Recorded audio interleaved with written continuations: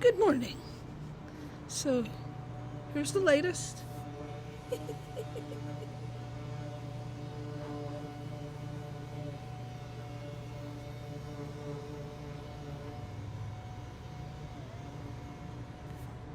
I don't know what y'all could hear. I'm using a laptop. Yeah.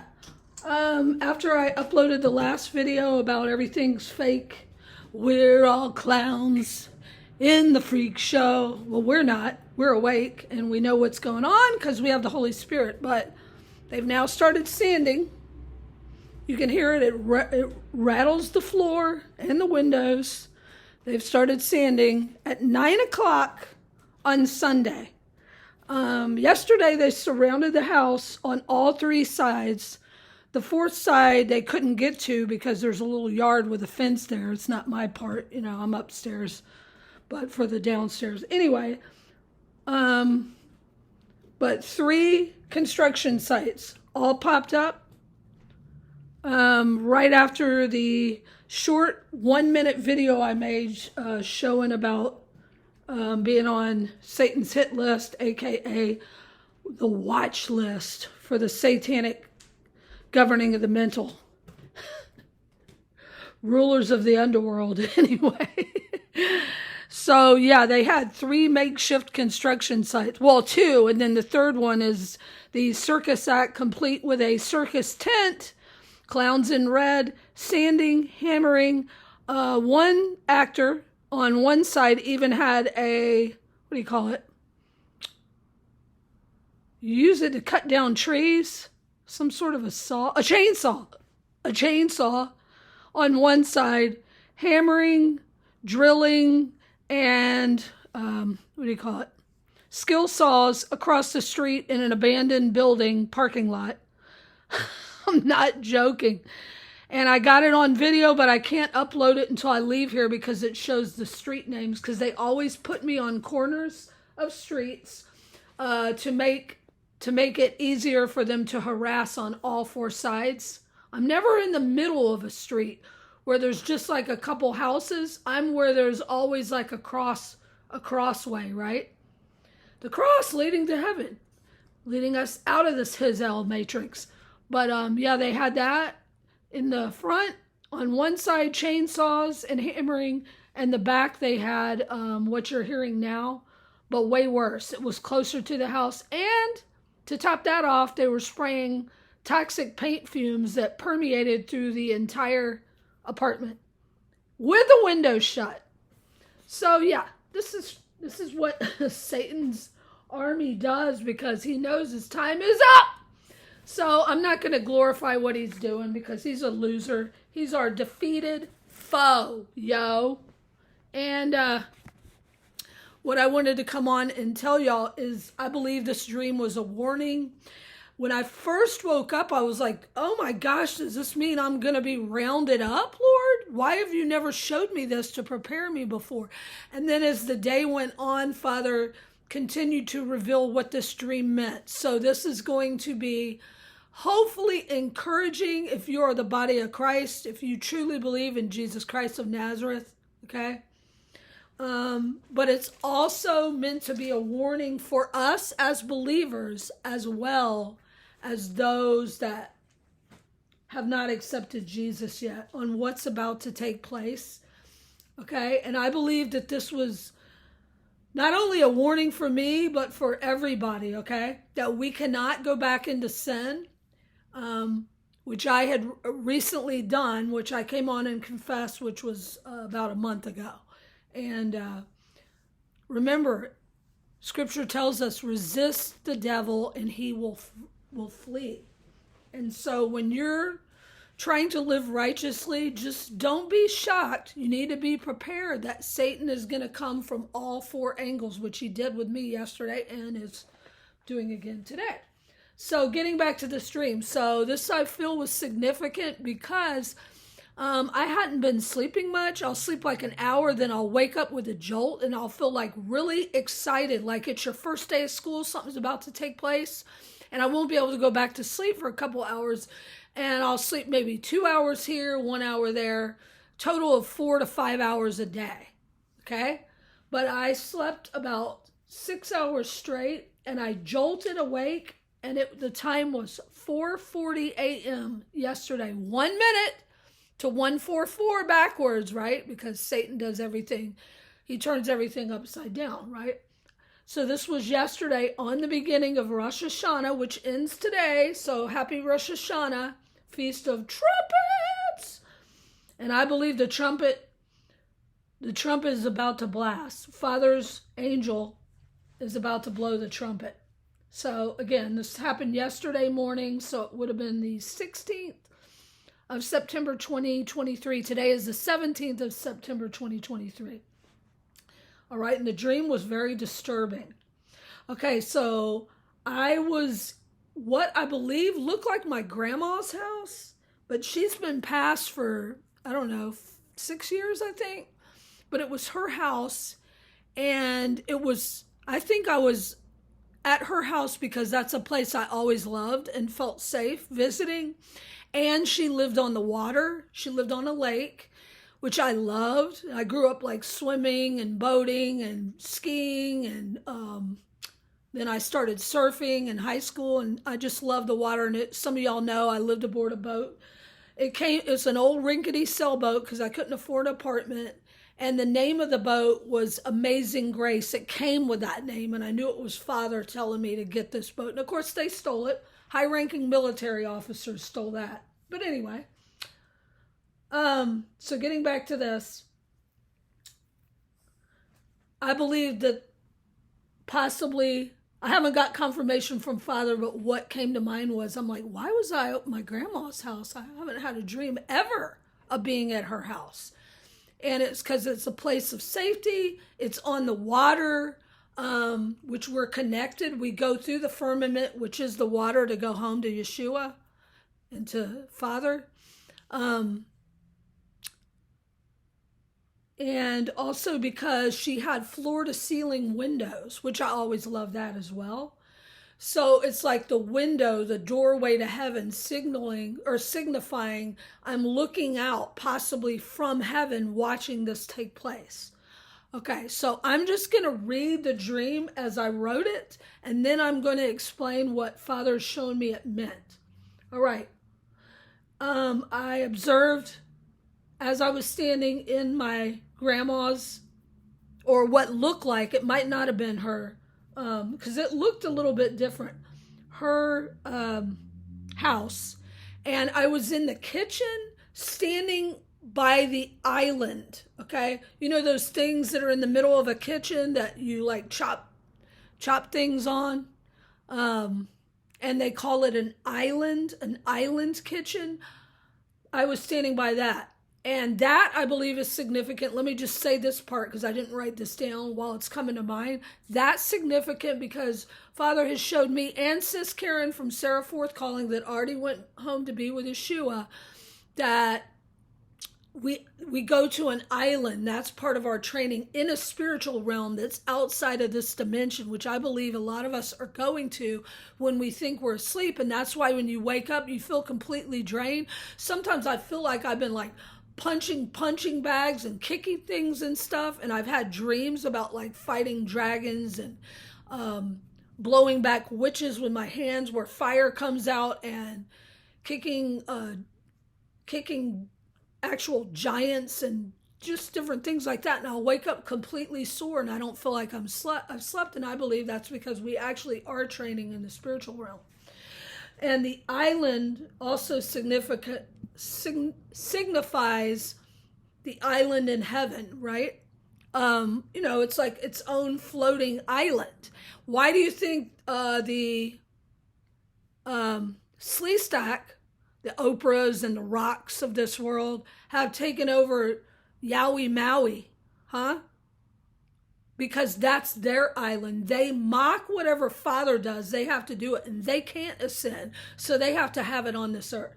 So getting back to this dream. So now I'm just going to go with the dream, and then I'll tell you what I think it meant. You already said that before, Lena. Okay, I'm sorry.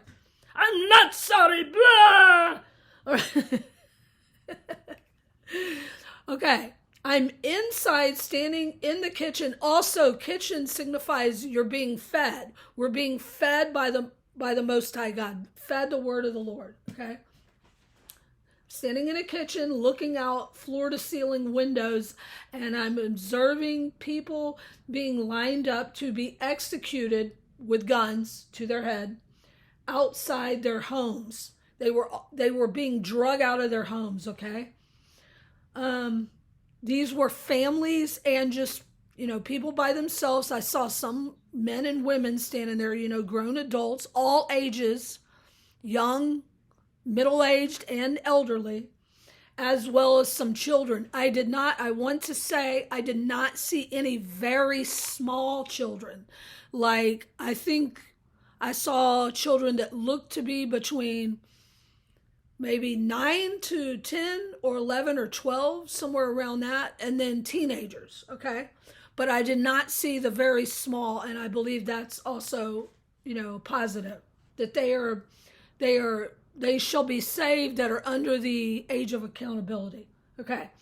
So I looked at them and I observed them being lined up to be executed. They know they were going to be shot outside their homes.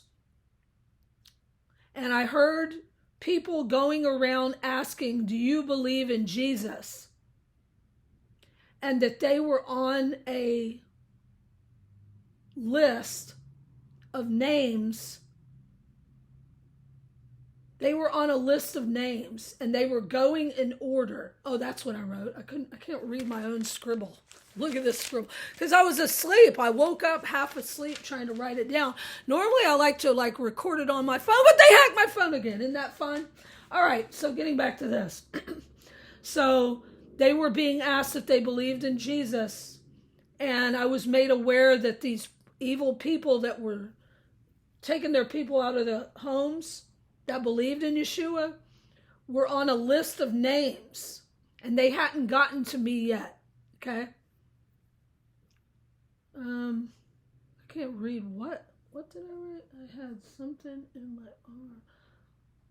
Oh, I'm holding my dog in my arms, okay?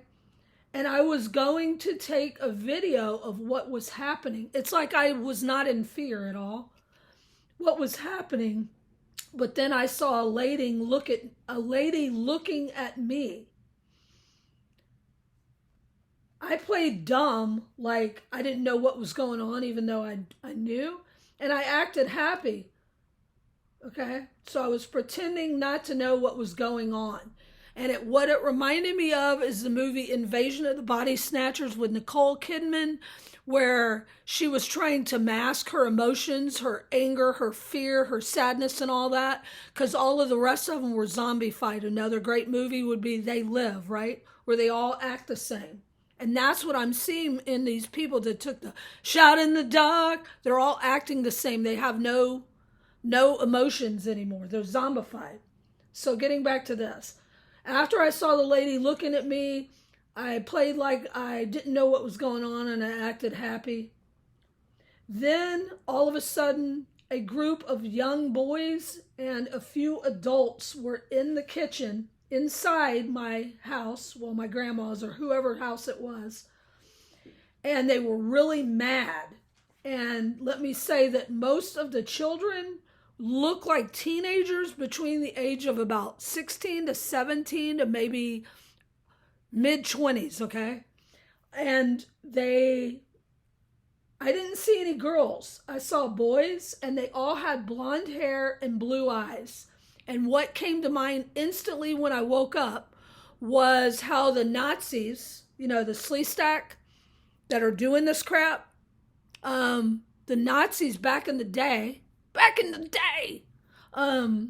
they stole the little children from parents. They executed the parents or put them in FEMA camps, and they stole their children and they brainwashed them. It brainwashed them into hating their own parents and becoming these robotized soldiers by torturing them and doing mind control, like the MK Ultra that some of us went through, and we broke free of it because of our belief in Yeshua, and Father chose us. The Most High chose us, and we're called out of it. That's why some of us are such a threat, because of how we broke free. They know, these wicked that did this to some of us, including NASA. That's what I call it. Which some of y'all know why I say that. Something within my family, not my bloodline, but the people that adopted me. All right. And still people around me. And military, law enforcement, governing of the mental, they've done this. And so that's what I came to mind was these boys had been brainwashed, and some of these children were not even human. They did not have human souls. They were just pure evil, but they looked like regular children.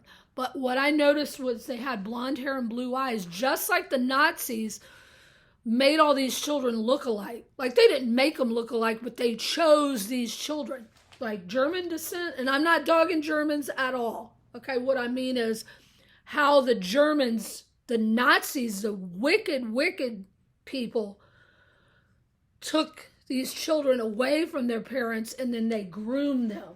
And that's what I felt about some of these children. But this particular boy that did this to me was not even that. He was not human. He was demonic. And I believe this kid, because he's a goat, right? Bad child. He was possibly a product of a fallen angel. Okay? Just like in the days of Noah, so will be at the coming of Yeshua. Okay? So they're in my house or wherever I'm at, my grandma's house or somebody's house. And let's see, and the boy, I'm going to say he was between 16 and 17. That's what I wrote down. He had blonde hair and blue eyes.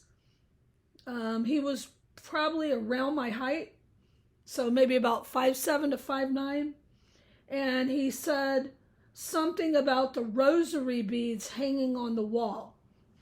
I'm not a Catholic, never been a Catholic, and my grandmother was not a Catholic, not to my knowledge.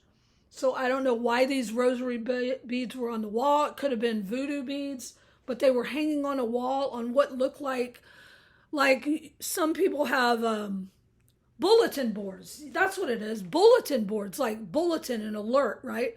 And there was a stick pin, and it was hanging on a stick pin. My grandmother did not have anything like this in her house, so I'll be praying on what that means because I just remembered that part.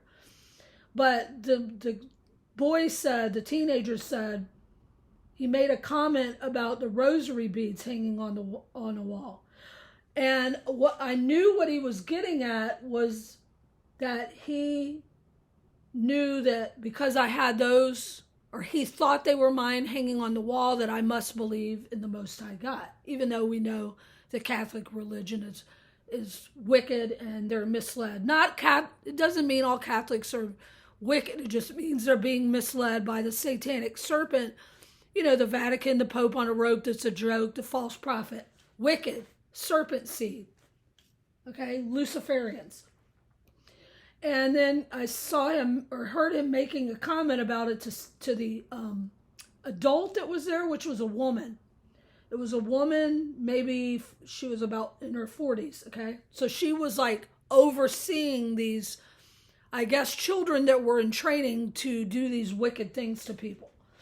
And he made the comment about that, and I said, those aren't mine, which they weren't. And I said, they are my grandma's, which they weren't my real grandma's, so I don't know why I said that. But I said, either she's 93 or 98. And that's even weird to me because my grandma passed, and she made it to 99 and a half years old, y'all. 99, red balloons go by. That's right. So I don't know why I said that. I need to look up what 93 or 98 means. I can't remember. It was one of those two, okay? So I know that's significant. And then I said, she's not, those aren't mine. They're my grandma's. She's, just say I said 98. And we were going to bury her in them, okay? Which is odd. She's been passed for about 6 years now. And he whispered to the older adult. Okay, I don't know what he said. Then I kept walking and I saw they were rifling through the house. And someone mocked me and said, I can't remember what they said. And then I said, God bless you. This is the important part, y'all. I said, God bless you. And everyone in there, and there was like 20 people rifling around in the house trying to find, is this a believer, I guess, that owns this house or lives in this house? And every one of them, all their faces went whoosh. They all turned like they've actually done to me in the real or whatever kind of matrix this is. Because they're all the hive mind, so they're all connected. And like one would be turning this way and one's the other way, but all their faces went whoosh at the same time whoosh, and looked right at me because I said, God bless you. And I realized, oh no, if they know I believe in the Most High God, they're going to execute me, is what I think I was feeling. And then I realized they were all looking at me. They had circled around me like wolves, okay? And I said, or whatever God you want to believe in. And then I realized that was like denying that I believed in the Most High God because of fear of being executed. And I quickly realized what I had just done. And I said, no, that's not right. There is only one true God. That's what I said. And that's what reminded me of how Jesus said, and before the cock crows, you will deny me 3 times to Peter. And it scared me. So even though at first I covered myself, then I realized, no, I'd rather be executed for my belief in Yeshua HaMashiach and following the Most High God and go home to heaven than deny him. So even though the fear crept in, I corrected it. And that's what Father was showing me from this dream. But let me continue, is that we have to be prepared to lose our lives in this life to gain it in the next. If you're targeted, you've already given up, or you've had everything taken away, or it's been given up. You've given it up to follow Yeshua. So we are to endure to the end. But that's not the end of this dream. Okay, so I said, God bless you. And then when they all looked at me, I said, or whatever God you want to believe in. Then I realized I was denying God, like Peter denied Yeshua, out of fear of being executed. And I quickly said, no, that's not right. There is only one true God. The next thing I know, I'm in another scene, and I'm sitting at a table. It was a white table, and everything in the background was white. And a lady with short brown hair in her mid-40s was asking me questions and writing them down on a notebook.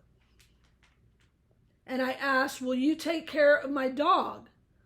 That's the only thing I was worried about.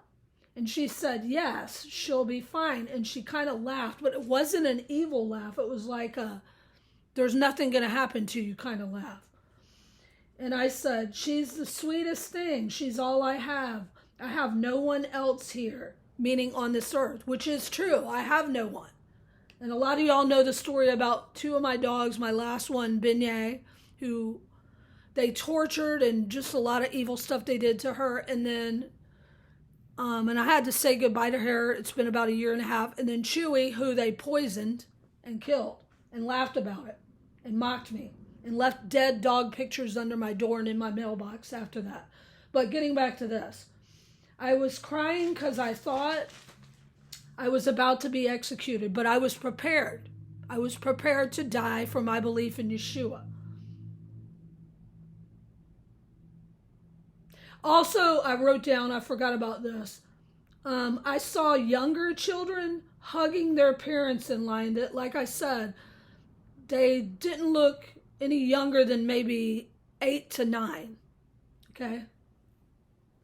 No, like real young children. And then there was also a part in it that came before this part. I'm reading this. This is the first time I've read this since this happened yesterday morning.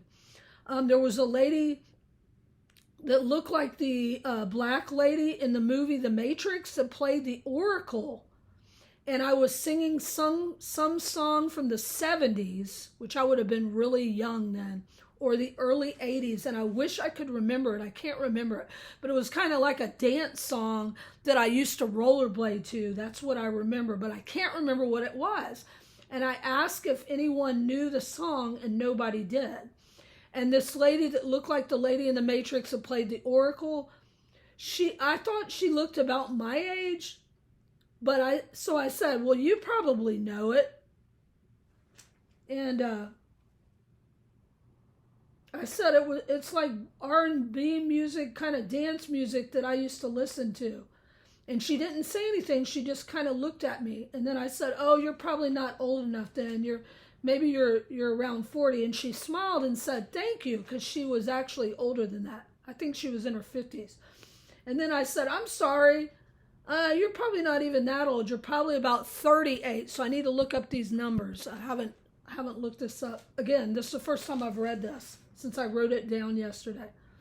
And then she was even happier. And before I was sitting at the table asking if they would take care of my dog, let me see. What did it say? Oh, wow. Okay. I'm reading this in order of how I wrote it yesterday when I woke up. And so as I'm writing it, more is coming to mind. So I'm sorry, this is out of order. Or out of order. Mark it 0, Donnie. Mark it 0. I had left my grandma or whoever's house it was. I had left there by a giant ship, which kind of looked like a cruise ship, which kind of turned and waves came. And it was like turning to avoid the waves. And I asked why they didn't have someone to drive the ship. And then I realized it was my ship.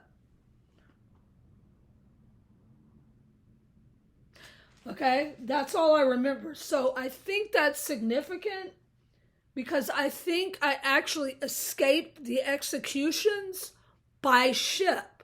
And remember, I've told y'all, Father said that we have angelic armies in ships above our head. Not the fake alien invasion, which are actually fallen angels and demons. We all know that on this channel. Hopefully y'all know. But like actual ships, angelic armies above us. But this ship actually looked like, maybe not as big as a cruise ship, but that same kind of shape. And I was leaving in that, and it was turning by itself to avoid waves. And I was asking, why is no one driving this ship? And I believe it was because it was actually my ship. I was flying it. Now I'm going to tell y'all what I believe. At first I'm like, does this mean they caught me and I'm being executed?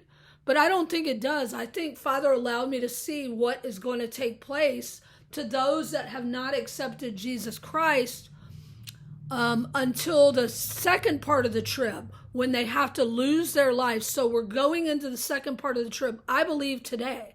Father showed me that the lockdown started on March 17th, 2020, which was 2 days after my earthly dad passed. Okay, it was also St. Patty's Day, and people were mad because all the bars were closed. I remember that well now. So I didn't count exactly, but if you take March 17th through March 2020 through March 17, 2023, that's 3 years. And then March to September 27th would be 3.5 years. I believe now, starting at sundown, the end of Rosh Hashanah, Feast of Trumpets, also the Green Comet is passing by, and it ends today, we'll start the Great Trib. That's just my belief, y'all. And I believe that Father showed me to add that up this past week. So this dream, I think, meant that they're going to be searching houses for any kind of, red flag to them that they believe in the Most High God.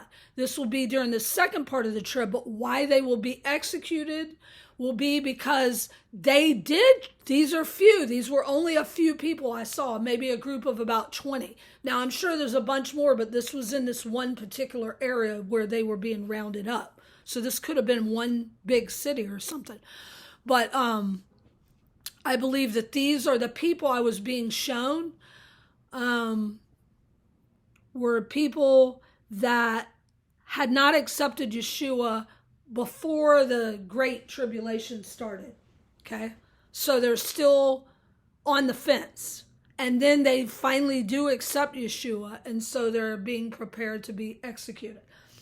Then I get away by ship, so I believe possibly I was seeing this while I already had my transformed body, because like I said, my grandma has been dead for 6 years. And I'm observing how they're treating people. And then I leave by ship, and it's turned to steer away from the waves, like the wave. Remember, Father showed me a couple of years ago, I woke up with the words, the first wave goes to the first wave goes to the beach, the second wave goes to the mountains. And I thought it meant like a wave, a tsunami hitting the beach, which Father can use too. He does. He uses this all the time with me, and I know a lot of y'all. We have 2, 3, 4, 5 meanings for one thing. So it could mean tsunami coming to the beach and then to the mountains, for the mountains will wash away, right? Scripture says. And he saw a great fire coming down into the sea that looked as if it was a burning mountain. So mountains cast into the sea. But it also could mean, and I know that it means, the first wave, the first fruits, we go up to the beach, which is an island, which is Father's kingdom coming down. And the second one are led into the wilderness. Thank you, Father. Thank you. To the mountains. Flee to the mountains. Wow, you're catching it live on Jesus TV. Okay? So I believe that that's why I was leaving by a ship, turning to escape the wave that's coming, the second wave. Okay? And then why I'm at a table and I'm crying about my dog is because that would have been the one thing that had me connected to the matrix, because I had given up everything else, right? And that's why the room was white. I was sitting at a white table, and the lady was not laughing at me like the wicked cop that stole my dog from me out of my arms, did something to her, and she had to be put down. This happened 1.5 years ago. And they falsified documents and set me up. Not like that, mocking me when I said, what did you do with my dog? That's all I cared about the whole time. They falsely imprisoned me, put me in a cell by myself in isolation. Why? Because they said I was drunk in public. I had one drink, and I'm not joking, y'all. And these witches and Satanists, and Father showed me that this witch that did this to me and the bartender's witch that also did it to me are Eastern Stars. They are under heavy, heavy judgment. But they knew that that's what I cared about. So that was my one hold, I guess, to this matrix.